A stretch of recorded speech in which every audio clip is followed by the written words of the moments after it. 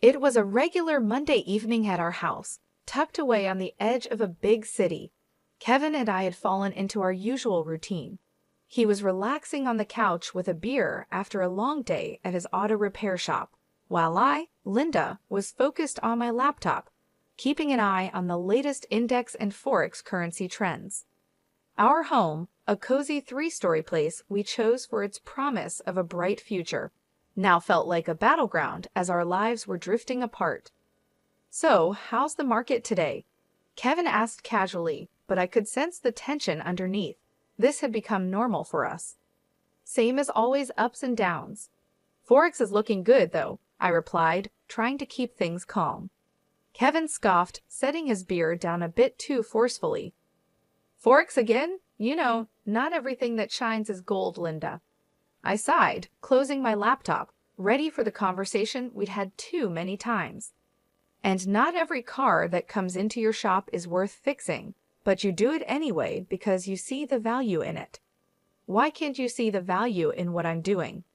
"Because cars are real, Linda. You can touch them, fix them, sell them. What you're doing throwing our money into the wind, hoping it comes back with more, is just reckless." I felt the anger rise, the same old argument wearing thin. Reckless? It's not reckless, Kevin. It's calculated. There's a difference between gambling and investing. I wish you'd try to understand that. Kevin stood up and started pacing. "Calculated? You call putting our hard-earned money into something as unpredictable as forex currency calculated?" "Yes, I do, because I don't go in blindly. I research, I study trends, I make informed decisions. It's no different from what you do with your shop." "My shop is a sure thing, Linda. People need cars." "My shop is a sure thing. People will always need car repairs. But this forex currency stuff, it's just a phase. What happens when it crashes? Then what?" "Kevin, we could lose money in any investment. Even the shop could face tough times. Nothing is guaranteed, but we've seen good returns on my investments. Doesn't that count for something?" Kevin stopped pacing and ran a hand through his hair in frustration. "It's not just about the money, Linda. It's about security, about not risking everything on a gamble. Why can't we invest more in the shop, expand it? That's a real, solid way to grow our money. And put all our eggs in one basket? What if something happens to the shop, Kevin? Diversification is important. That's basic investing." He shook his head, the gap between us feeling wider than ever. "Diversification, sure, but into something stable, not this digital nonsense." I stood up, feeling the need to defend my choices and my independence. "For someone who runs his own business, you're really closed-minded." "And you're really stubborn," he shot back. "All I'm saying is we could be using that money to build something lasting, something real, not just numbers on a screen." As usual, the conversation was going nowhere. "Let's just agree to disagree, okay? I won't criticize how you run your shop, and you don't criticize my investments." Kevin sighed, the fight draining out of him. "Fine, but just remember, Linda, when all this blows up in your face, don't say I didn't warn you." The tension between Kevin and me wasn't the only strain in our lives. His family dynamics added another layer of stress. Living close to his parents and sister meant we saw them often, and each visit reminded me of how different our views on family and responsibility were. One Friday afternoon, Kevin suggested we visit his parents. The idea alone made my stomach knot. It wasn't his parents I minded, it was Karen, Kevin's sister. Her lifestyle and choices always baffled me. "Come on, Linda, it's been ages since we saw them, and Mom's been asking about you. You know Dad is fighting cancer," Kevin pressed, noticing my hesitation. "Yeah, I bet Karen's missed me too," I muttered, my sarcasm not lost on Kevin. "Look, I know you two don't get along, but can't you just, I don't know, try for me?" He sighed. I agreed, "Fine, but I'm not staying if she starts talking about one of her shopping sprees." When we arrived, Karen was already there, showing off her latest designer bag. The way she acted, like she was better than everyone, immediately annoyed me. "Look at this, just got it yesterday. Isn't it fabulous?" she gushed, barely noticing us. "It's something," I managed to say, holding back my irritation. Kevin's mother, unaware of the tension, welcomed us. "Linda dear, so glad you could make it. You two should visit more often." The afternoon dragged on with Karen taking over the conversation, talking about her latest vacation and shopping adventures. I tried to stay calm, barely speaking, but my patience was running out. "So Linda, still playing with your index and bits?" Karen sneered, her tone full of contempt. "It's called investing, Karen. You should try it sometime, instead of wasting money on things you don't need," I shot back, my annoyance slipping out. Kevin gave me a warning look, but it was too late. Karen scoffed. "Investing? Please, like gambling online is something to brag about. At least when I spend money, I have something to show for it." "Something to show until it goes out of style next season," I retorted, unable to hold back. "That's enough, both of you," Kevin's father cut in, his voice firm. "We're here to enjoy each other's company, not to argue." The rest of the visit passed in uncomfortable silence. As we left, Kevin couldn't hide his frustration. "Linda, why do you have to provoke her? Can't you just let it go for one afternoon?" "Me, provoke her? She's the one who started it with her snide remarks. I'm just not going to sit there and take it, Kevin. Sometimes I wish you'd try a little harder for the sake of peace." "Try harder, Kevin. I'm not the one splurging on luxuries and flaunting them in everyone's face. Why doesn't anyone tell her to stop acting like a spoiled brat?" "Because she's family, Linda. We look out for each other, even if we don't always agree with what they're doing." "That's the thing, Kevin. Looking out for each other is one thing, but enabling bad behavior is another. There's a difference, and it's about time someone pointed it out to her." Kevin sighed, the weariness clear in his voice. I know, but what can we do? She's set in her ways, and Mom and Dad aren't going to change how they treat her. It's not just about Karen, Kevin. It's about us too. How are we supposed to plan for our future when there's always going to be this financial black hole in your family? "We'll figure it out, Linda. We always do." The news hit us hard and fast. Kevin's dad, Mr. Thomas, had lost his battle with cancer. One moment we were talking about treatment options, and the next we were mourning. Amid the shock and grief, Karen took charge of the funeral arrangements. It wasn't long before she dropped a bombshell. Sitting in our living room, Kevin looked like a storm cloud had settled over him. "Linda, Karen says the funeral is going to cost $90,000. She expects us to cover half." I almost choked on my tea. $90,000? Kevin, that's crazy. Are we paying for a funeral or a royal wedding? Kevin's face darkened, his eyes narrowing. "Now's not the time, Linda. This isn't about the money. It's about giving my dad the send-off he deserves. $90,000? There has to be a mistake. That's just too much." Kevin's voice rose, and I could see the vein in his forehead pulsing. "My dad just died, Linda, and here you are, arguing over money. What's wrong with you?" I flinched at his harshness. "I'm not arguing, Kevin. I'm just shocked. We've never even spent that kind of money on our own house." Kevin stood up abruptly, his chair scraping the floor. "You know what? I don't need this. I don't need you telling me what's too much for my father's funeral. If you can't look past your spreadsheets for once, maybe you should just stay out of it." His words hurt, but I swallowed my response. This was grief talking, not my Kevin. "I'm sorry, Kevin. I'll transfer the $50,000 to Karen. It's just, this is a lot to take in." Kevin paced the room, his hands buried in his hair, a gesture of frustration I knew all too well. "Yeah, well, it's not just about the money, Linda. It's about doing right by him. And if that means paying whatever it costs, then so be it." When I confirmed the transfer to Karen, Kevin barely acknowledged it. He seemed lost in his own world of grief and anger. The distance between us felt immense, even though we were just a few feet apart in our living room. Walking into the funeral agency, I felt the weight of the world on my shoulders.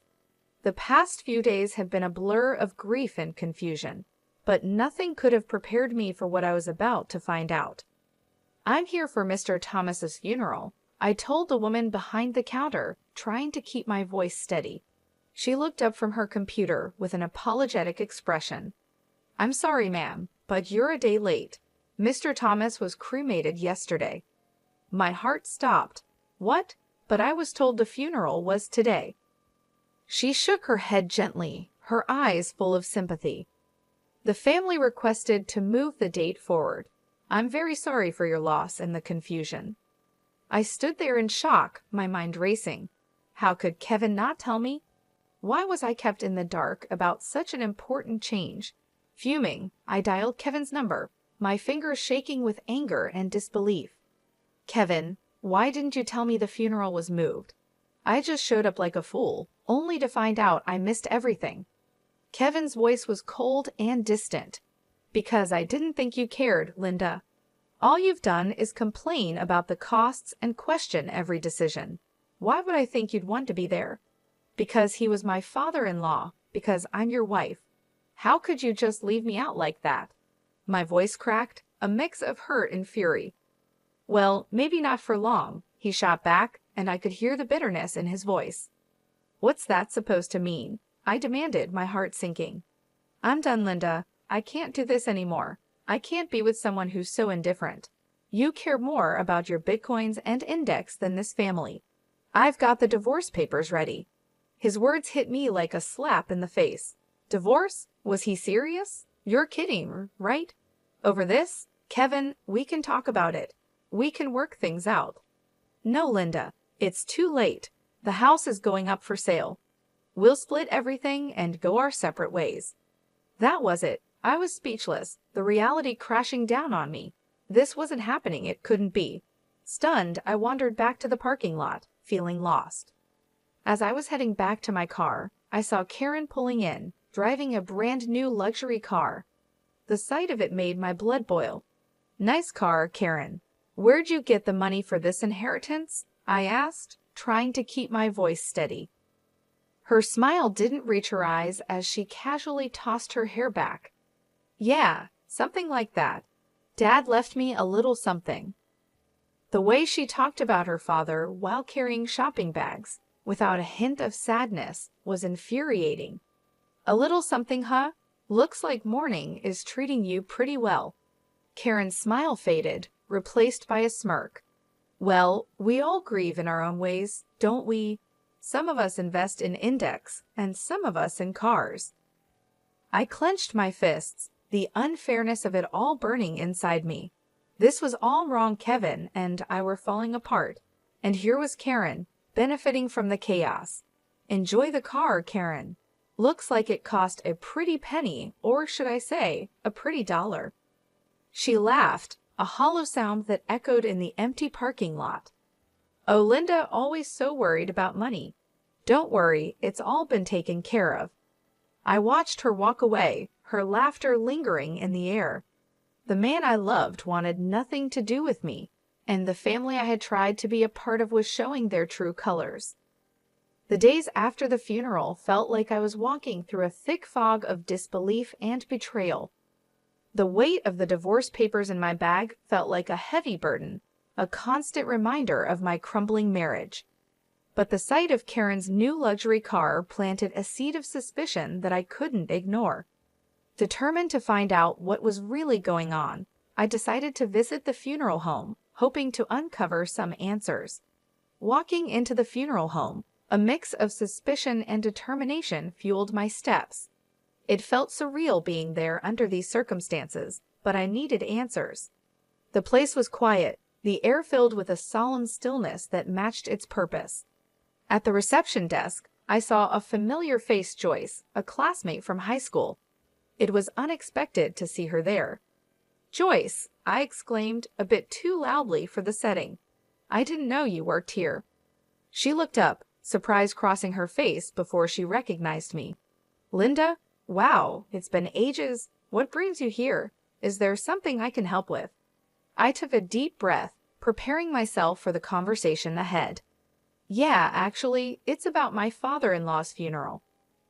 I've heard my father-in-law's funeral was arranged here, I said.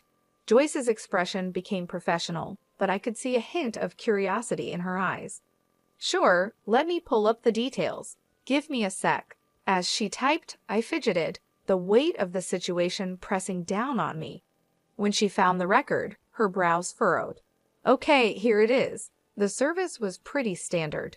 Cremation was requested, keeping things simple. The total came to $10,000. My heart sank. $10,000? But that's not what we were told. We paid $90,000, or at least, we were led to believe that's what it cost. Joyce paused, her face filled with concern. That's a huge difference. It was Karen who handled the arrangements, right? Everything here is billed at $10,000, no more. The pieces were starting to fit together, forming a picture I didn't want to see. Can you print me a copy of that bill? I need proof. Sure thing, Joyce said, her tone sympathetic. She quickly printed out a copy and handed it to me.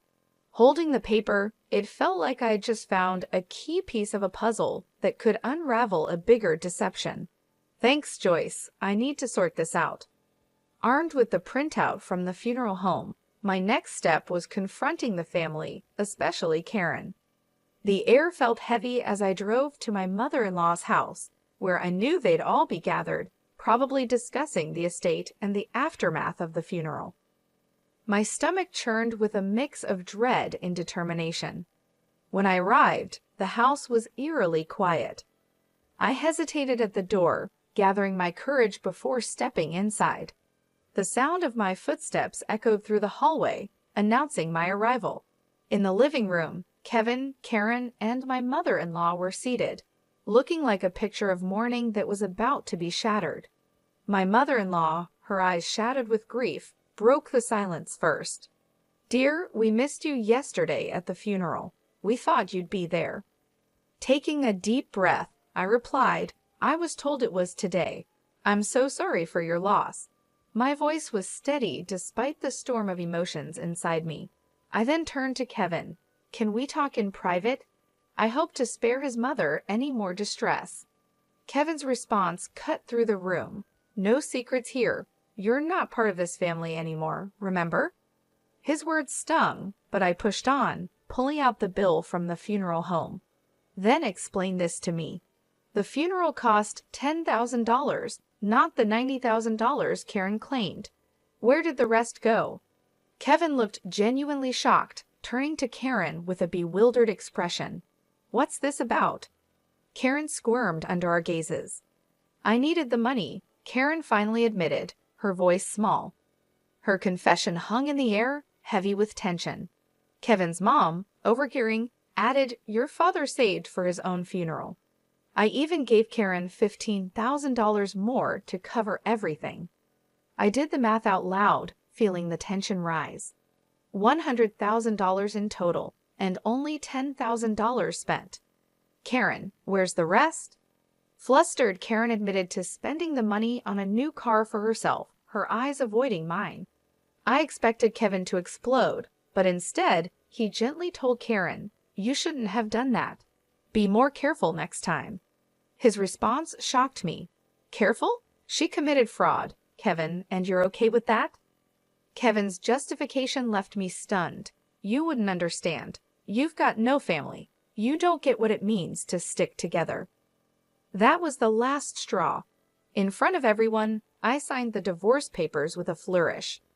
Karen, you owe me $50,000. Pay up, or I'm going to the police.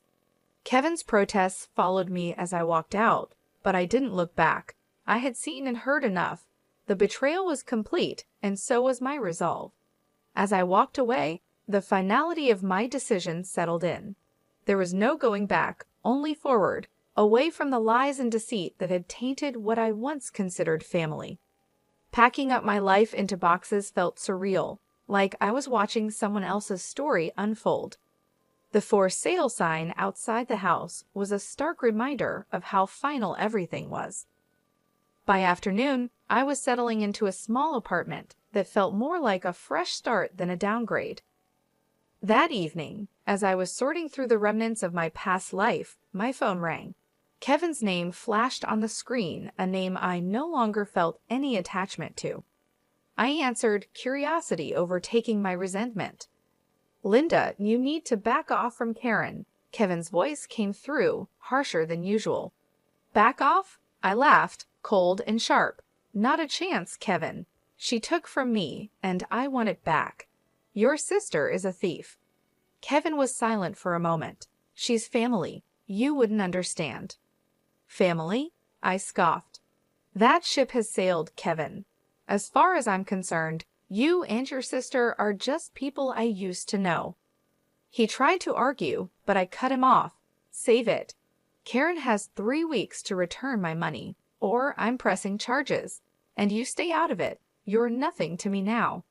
Hanging up, I felt a mix of sadness and liberation. The man I once loved was now just a memory. The man I once loved had become just another obstacle in my path to reclaiming my life. 3 weeks later, a knock at my door signaled the return of my $50,000. Karen stood there, her posture defiant, a smirk on her lips. "Here's your money," she spat, thrusting the envelope into my hands. "Happy now, you money-grubbing witch." I took the envelope, my gaze steady. "It's not about the money, Karen," I called out. "It's about principle, about not letting you walk all over people." She laughed, hollow and bitter. "Whatever helps you sleep at night." As she turned to leave, I called out, "Just remember, Karen, karma's real. What goes around comes around." Closing the door, I leaned against it, the envelope heavy in my hand. The money was a small victory, but the real win was standing up for myself, refusing to be a victim of their greed and lies.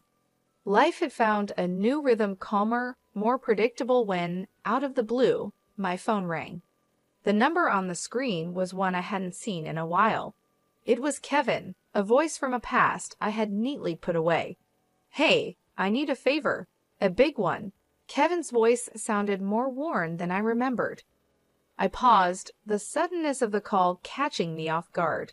"A favor? Kevin, we're past favors, don't you think?" "It's Karen. She's in deep this time. Debt's up to her eyeballs, and the wolves are at the door. We've sold everything, the house, the shop, it's still not enough." His words took a moment to sink in. "And you're calling me? Why? I'm not part of the circus anymore, Kevin." He sighed, the sound of desperation clear. "Come on, don't be like that. You got out, made it big with your trading. Can't you spare something for old time's sake?" I couldn't believe what I was hearing. After everything, he still saw me as a lifeline for their mess. Spare something for her, after she nearly ruined us with her lies? You've got some nerve, Kevin. It's not just for her, it's for all of us. You wouldn't be where you are without me, don't forget that, he countered, his voice edged with bitterness. A short, sharp laugh escaped me. "Where I am is despite you, not because of you. You think I owe you. That's rich." There was silence on the line, heavy and uncomfortable. "So that's it then? You're going to turn your back on us?" he asked. "Us? There's no us, Kevin. There hasn't been for a long time. And as for turning my back, I think you've got me confused with someone who still cares." Hanging up, I felt a mix of emotions, anger, yes, but also relief.